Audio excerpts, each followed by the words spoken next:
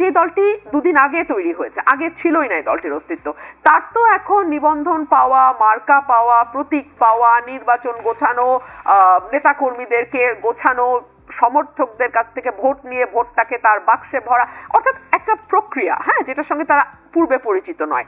So তাদের চিন্তা বা তাদের ক্যালকুলেশন নিশ্চয়ই আরেকটা বড় রাজনৈতিক দলের ক্যালকুলেশন মিলবে না। প্রত্যেকটি রাজনৈতিক দল তার তার স্বার্থ দেখে আসলে কথাগুলো বলবে।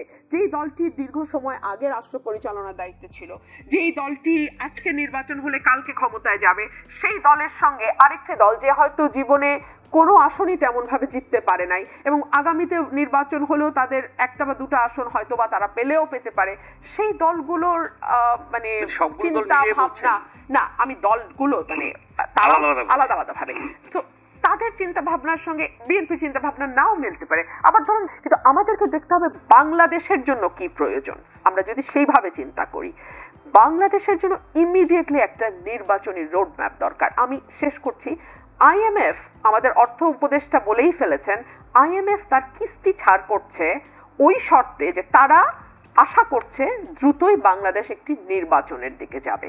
লন্ডন বৈঠকের পর কিন্তু আইএমএফ এর এই কিস্তির ছাড়টা আমরা দেখছি। সিপিডির মতো সংস্থা একেবারে অরাজনৈতিক, যখন যেই দল ক্ষমতায় আসে সেই দল সিপিডি কে বলে বিরোধী দলের এজেন্ট। তো সেই সিপিডি পর্যন্ত বলতে বাধ্য হচ্ছে যে অর্থনৈতিক স্থিতিশীলতা যদি চান, বিনিয়োগ যদি চান, ফরেন ডাইরেক্ট ইনভেস্টমেন্ট যদি চান, আপনাকে ডেফিনেটলি একটা পলিটিক্যাল স্টেবিলিটির দিকে যেতে হবে।